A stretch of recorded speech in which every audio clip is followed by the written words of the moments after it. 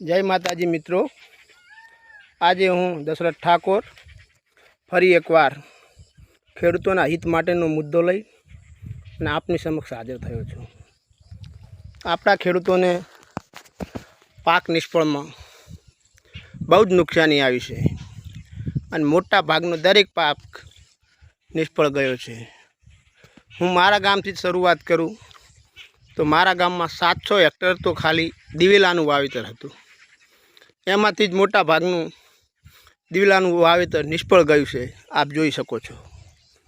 તો એવી જ રીતે આપણો હારીજ તાલુકો, ચોણસમા તાલુકો, સમી, શંખેશ્વર, રાધનપુર, સરસ્વતી એમ ઉત્તર ગુજરાતના ઘણા બધા તાલુકાઓની અંદર પાક નિષ્ફળ થયો છે। તો આપનું કહેવાનું એટલું છે કે સરકાર ખેડૂતોને પાક નિષ્ફળ સહાય યોજના આપે।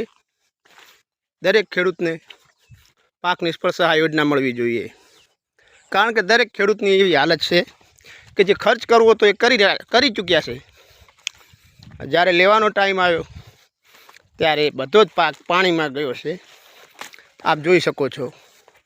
આવી છે ખેડૂતોની દયનીય હાલત। સાલા 5 રૂપિયાનું પાર્લેજી બનાવે તો એમની કિંમત એ પોતે જાહેર કરે છે, જ્યારે આપણે આટલી મહેનત કરીએ, આટલું વાવેતર કરીએ, ઉત્પાદન પેદા કરીએ અને આપણા માલની કિંમત બીજા કરે છે। આટલી છે આપણા ખેડૂતોની દયનીય હાલત। માટે આ મુદ્દો સરકાર સુધી પહોંચાડો,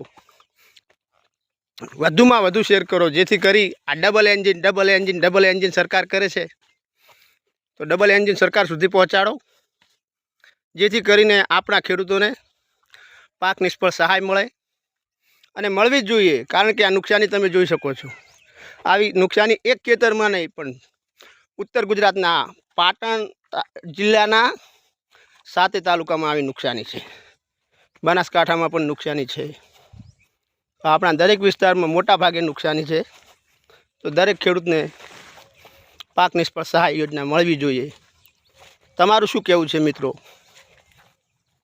કોમેન્ટ કરો અને આપણી આઈડીને ફોલો કરો અને વધુમાં વધુ શેર કરો, જેથી કરી આપણી આ અરજી છે એ ડબલ એન્જિન સરકાર સુધી પહોંચે।